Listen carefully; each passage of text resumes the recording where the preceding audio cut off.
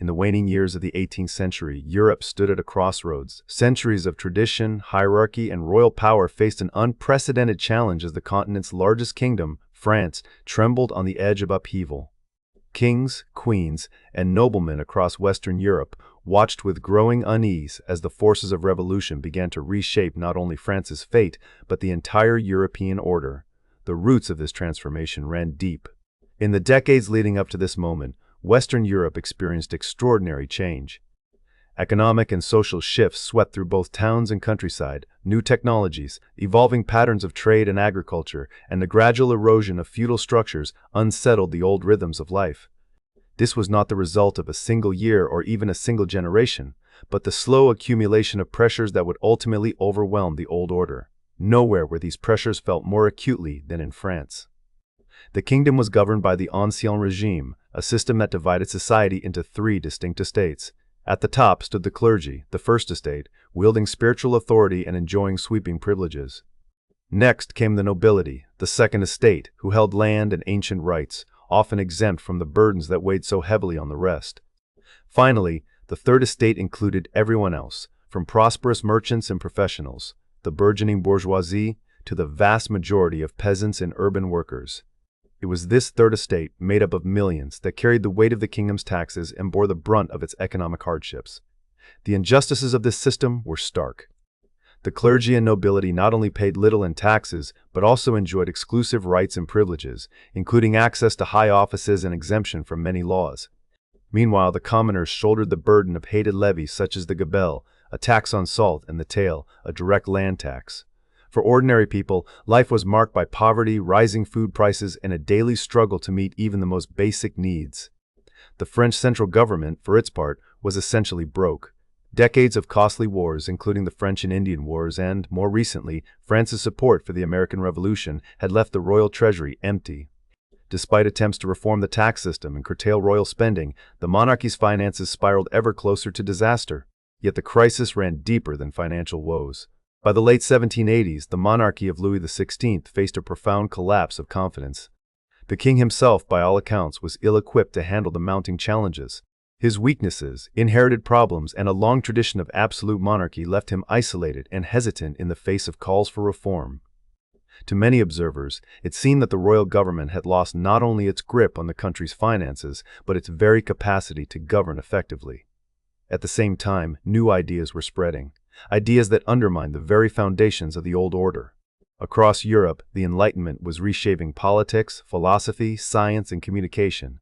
Thinkers such as Voltaire, Rousseau, Montesquieu, and others questioned the nature of authority, the rights of individuals, and the structure of society itself. The movement, which stretched from the late 17th century into the closing years of the 18th, emphasized secular thought and upheld ideals of liberty, equality, and rational government. In France, these ideas found fertile ground.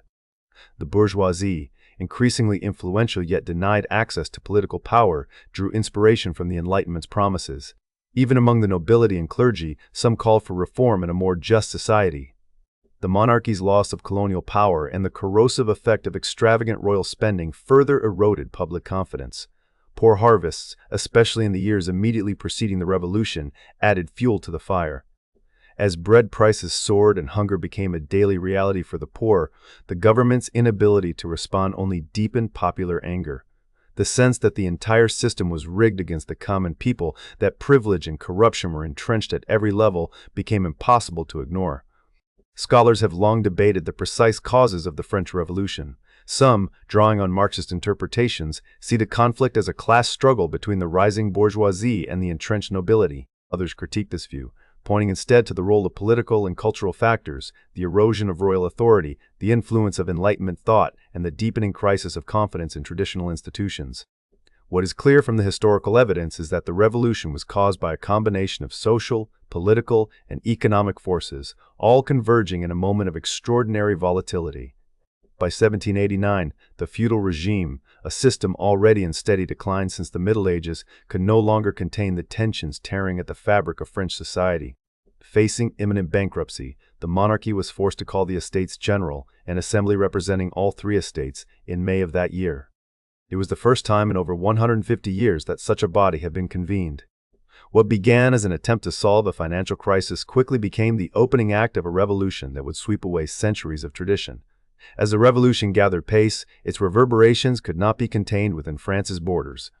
The fall of the Bastille, the abolition of feudal privileges, and the declaration of the rights of man and of the citizen sent shockwaves across Europe. Monarchs and aristocrats, observing events with growing alarm, understood that the stakes were more than just the fate of the French crown. The revolution threatened the entire social order and way of life of the European continent. The idea that ordinary people might overthrow their rulers, assert new rights, and remake society from the ground up was profoundly unsettling to those whose own power rested on similar principles of hierarchy and privilege. Initially, European monarchies responded to the unfolding crisis in France with a mixture of nervousness and caution. They watched events closely, issuing warnings and expressing concern for the safety of the royal family. Some hoped that the turmoil was a passing storm, a uniquely French drama that would eventually burn itself out.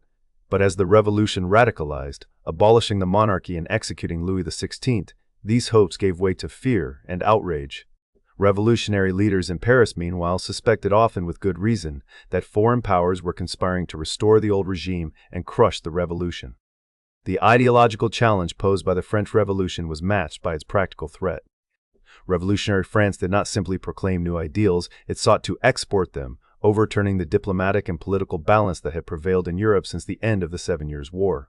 The spread of revolutionary ideas, liberty, equality, the rights of man found sympathizers in cities and courts across the continent.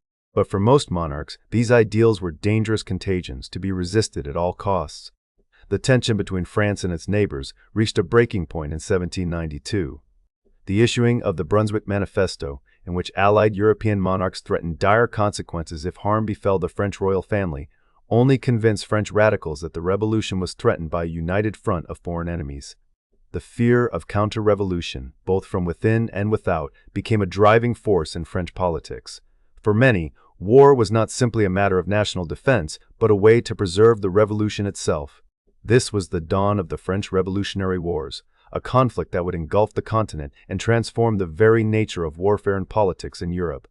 The wars that began in 1792 were not merely struggles between rival states. They were contests over the future of Europe, between the old order and the new, between monarchy and the rights of citizens, between tradition and revolution. By the time the first shots rang out, the world of the Ancien Regime was already slipping into history. The political, social, and economic conditions that had shaped Europe for centuries had been called into question, exposed by crisis, and challenged by new ideas. The outbreak of war marked not the end, but the beginning of a new and tumultuous era, one in which the fate of nations would be decided not in the drawing rooms of kings, but on the battlefields and in the streets, by the actions of ordinary men and women inspired by the promise and the peril of revolution. The streets of Paris in August 1792 were heavy with tension and the scent of gunpowder. Revolution had swept away the old order, but what would replace it was far from certain. As the Tuileries Palace was stormed and the king's Swiss guard cut down, a new Paris Commune seized power, pushing the revolution into ever more radical territory. That day, the last vestiges of the monarchy crumbled, along with the illusion that France's internal upheaval could remain contained. The revolution's promise of liberty and equality, so recently proclaimed, was now entangled with the grim realities of war and survival. It was at this moment, as the revolution radicalized, that the wars truly ignited. The French Revolutionary Wars, spanning 1792 to 1802, would become a crucible in which both the fate of France and the map of Europe would be redrawn. The conflict began when Austria and Prussia declared war, convinced that the revolution threatened not just their thrones but the very fabric of European monarchy. Their armies marched, expecting a swift campaign against a divided, chaotic France.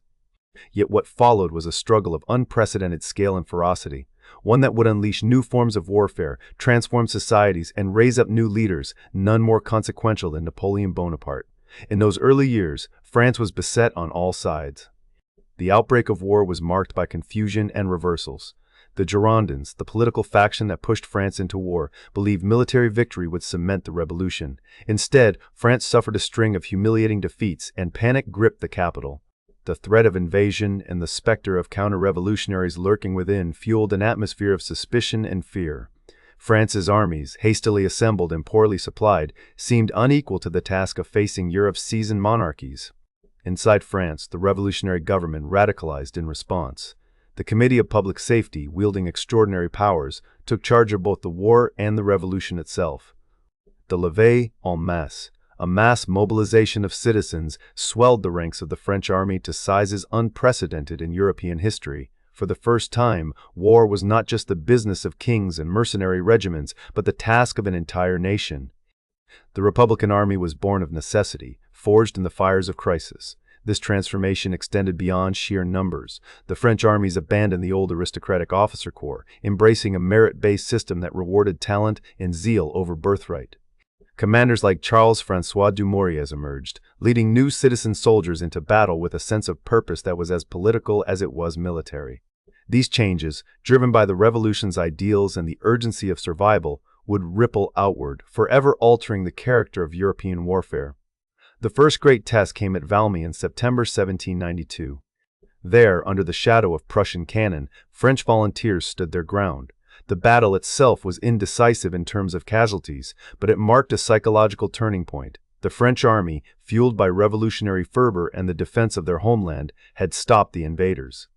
The old world's assumption that France would collapse under pressure proved false. Valmy gave the revolution breathing room and the conviction that it could not only survive, but triumph. Victories and setbacks followed in quick succession. French forces swept into the Austrian Netherlands, only to be driven back. The war spread, drawing in new enemies. Coalition after coalition formed: Britain, Spain, the Holy Roman Empire, and others, each determined to strangle the revolution before it could ignite similar fires in their own lands. As the front lines shifted, the horrors of war fell hardest on the borderlands. Towns were sacked, fields burned, and civilians caught between armies suffered hunger and displacement. Yet, as the years passed, the French army's fortunes improved, driven by both necessity and innovation. One of the most remarkable features of these wars was the transformation in military tactics and logistics. Freed from the slow-moving baggage trains that had long accompanied armies, French forces could march faster and strike more suddenly than their adversaries. This speed and agility, combined with a willingness to maneuver and fight in columns rather than rigid lines, gave the French a crucial edge. Their armies, inspired by the cause and led by increasingly competent officers, became a force unlike any Europe had seen. Warfare, once the domain of dynastic calculation and limited objectives, became ideological and total. The stakes were no longer just territory or prestige, but the future shape of society itself. But if the armies were revolutionary, so too was the terror that gripped France at home. The Reign of Terror, from mid-1793 to mid-1794, was the revolution's most radical and violent phase. The Committee of Public Safety, led by figures such as Maximilien Robespierre, imposed a regime of surveillance, suspicion, and bloodshed. At least 300,000 people were arrested as suspected enemies of the revolution. Of these, some 17,000 were officially executed, while perhaps 10,000 more died in prison or without trial. The guillotine's shadow fell across the nation, and political violence became a tool of both survival and suppression. The terror was not simply a product of revolutionary zealotry, it was born of war, resistance, and the fear of collapse. Foreign armies pressed in on multiple fronts, while rebellion and civil war erupted within France itself, from the Vendée in the west to Lyon in the south. Economic hardship and political strife made the atmosphere even more volatile. The Committee of Public Safety saw terror as a means to root out traitors, energize the war effort, and defend the revolution from all enemies, foreign and domestic. For a time, France was held together by a combination of idealism, fear, and sheer necessity. Yet even as the revolution devoured its own, the tide of war began to turn. The levée en masse and the new military system produced not only vast armies, but also a generation of talented commanders. Among them was a young Corsican artillery officer named Napoleon Bonaparte. His rise was meteoric. He first distinguished himself during the siege of Toulon, where his tactical acumen and boldness brought him to the attention of revolutionary leaders. Later, he would famously suppress royalist insurrections in Paris, demonstrating both his military skill and his political reliability. Napoleon's greatest early triumphs came in Italy. Appointed to command the Army of Italy in 1796, he led a series of lightning campaigns against Austrian and Allied forces. His victories at battles such as Rivoli and the prolonged siege of Mantua in 1797 shattered the myth of Austrian invincibility and brought much of northern Italy under French control.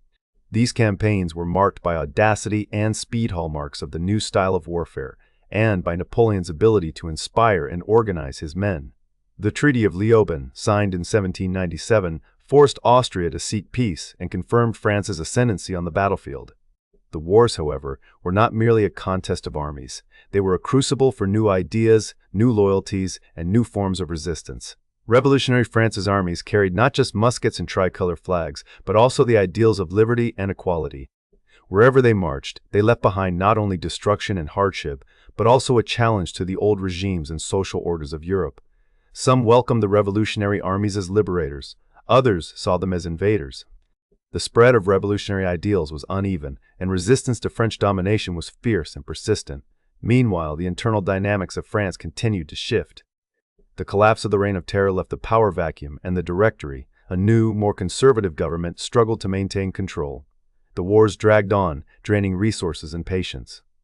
Factionalism and corruption undermined the Directory's legitimacy, even as the tide of battle often favored France. It was in this context, with both the government and the war effort in crisis, that Napoleon returned from his campaigns. Sensing opportunity, he orchestrated the coup of 18th Brumaire in 1799, overthrowing the Directory and establishing himself as first consul. The Republic, born in turmoil and defended at such great cost, now gave way to a new kind of authority, one that would soon bear the name of empire. The French Revolutionary Wars had accomplished what few could have imagined in 1792. France, battered and bloodied, had not only survived, but emerged as the dominant power on the continent. The old order of Europe had been shaken to its foundations. The wars unleashed destruction, hardship, and terror, but also seeded the continent with ideas and institutions that would echo for generations. They transformed the art of war, making armies larger, faster, and more ideologically driven than ever before. They made possible the astonishing rise of Napoleon, a man who would soon reshape Europe still further as emperor, conqueror, and ultimately exile.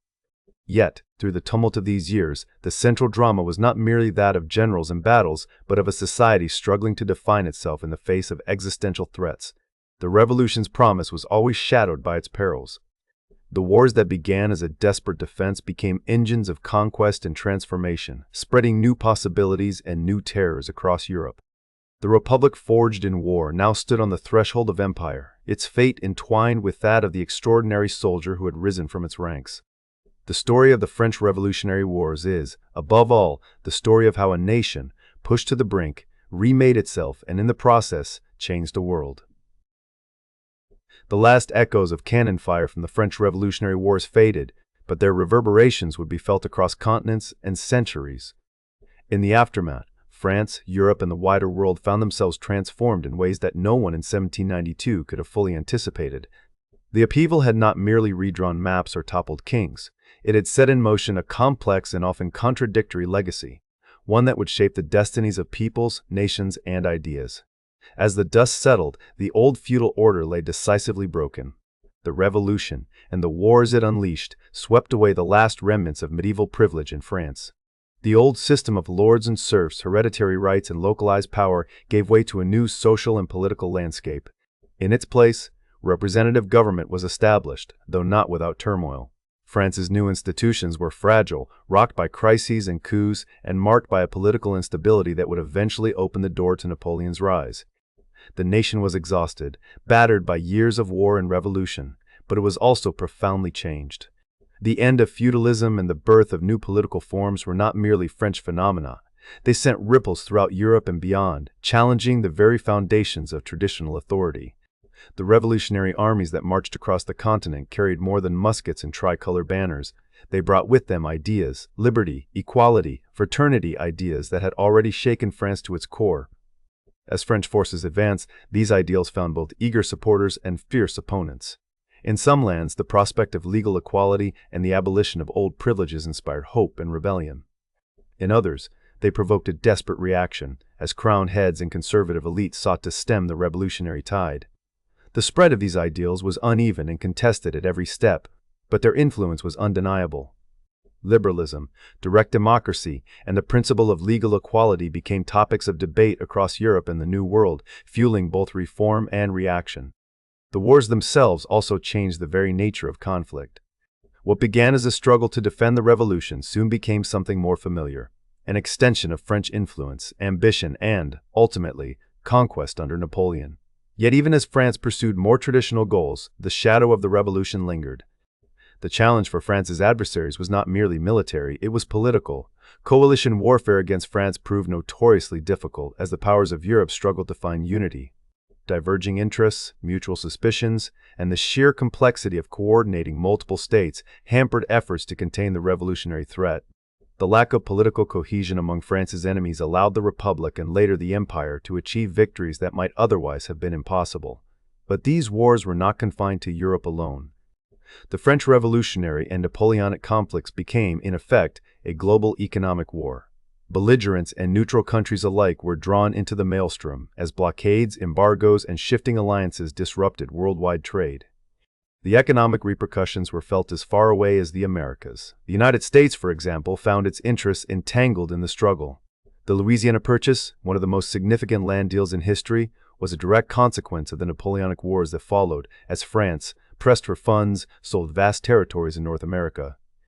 The War of 1812, too, can be traced in part to the wider conflict between France and Britain, as American ships and commerce became caught in the crossfire of global rivalry. Within Europe, the map itself was redrawn. Napoleonic rule would later sweep away old borders, but the groundwork for a new order had already been laid. The Revolutionary and Napoleonic Wars reconfigured not only boundaries but also institutions. Systems of governance, law, and administration were overhauled, laying the foundations for what would become modern European public life. After Napoleon's fall, the Congress of Vienna would attempt to restore some semblance of order, but it could not simply erase the changes of the preceding decades.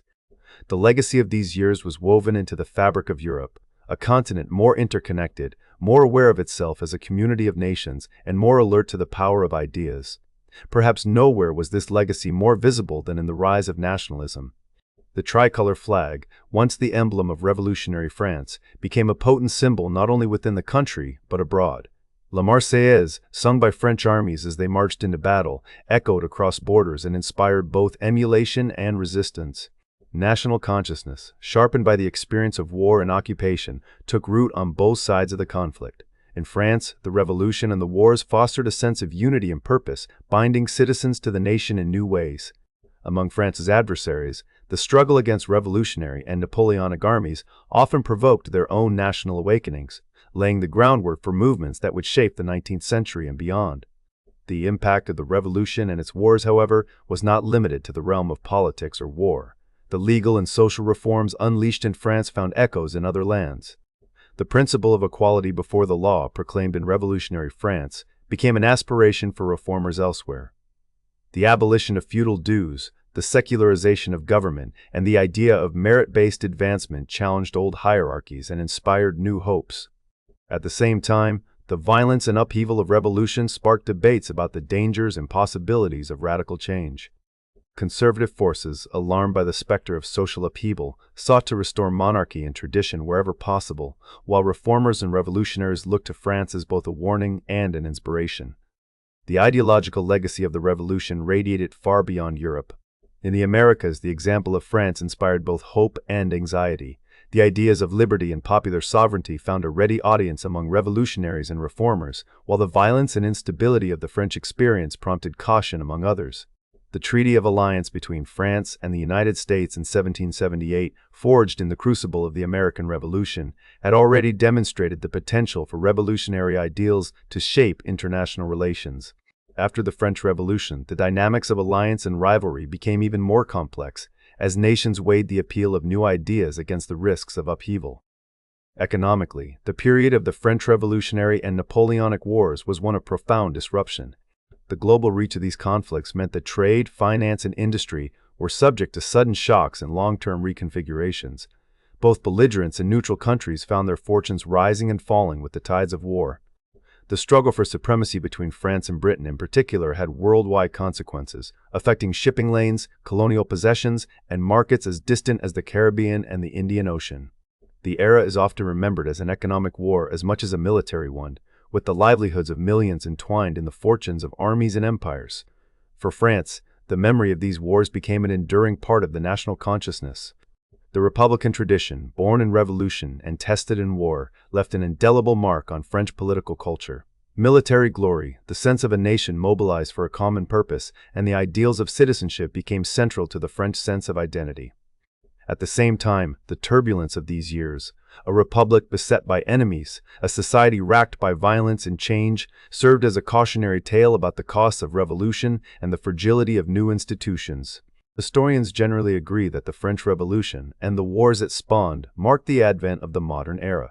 The old world of monarchs and aristocrats, of rigid social hierarchies and inherited privilege, gave way, sometimes gradually, sometimes violently, to a new world shaped by bourgeois values, capitalist enterprise, and the assertion of individual rights. The transformation was incomplete, uneven, and often contested, but it set the trajectory for the centuries that followed. Debates about the nature of revolution, the legitimacy of popular sovereignty, and the meaning of equality continued to shape political thought long after the guns fell silent. The legacy of the French Revolutionary Wars is therefore as complex as it is profound. They inspired future generations, reformers, revolutionaries, and nationalists alike, while also fueling reactions from those who feared the consequences of unchecked change. The period became a touchstone for discussions about the possibilities and perils of revolution, the nature of political power, and the meaning of citizenship. The diffusion of revolutionary ideas, liberty, equality, fraternity, did not end with the wars. They found new life in movements for reform, independence, and justice across Europe and the wider world. As the curtain fell on the Revolutionary Era and Napoleon's rise ushered in a new chapter, the world that emerged was fundamentally different from the one that had existed before 1789. Political boundaries had shifted, social structures had been upended, and the old certainties had been replaced by new hopes and anxieties. The wars had paved the way for the Napoleonic era, to be sure, but their legacy extended far beyond the reign of a single man. They marked the beginning of a modern, interconnected, and tumultuous age, one in which the power of ideas would prove as formidable as any army. In the end, the French Revolutionary Wars left behind a world remade, its contours shaped by the clash of ideals and interests, by the dreams and fears of ordinary people and towering figures alike. Their aftermath was not merely a time of reconstruction, but the dawning of a new era, one whose echoes still resonate in the politics, societies, and imaginations of our own time.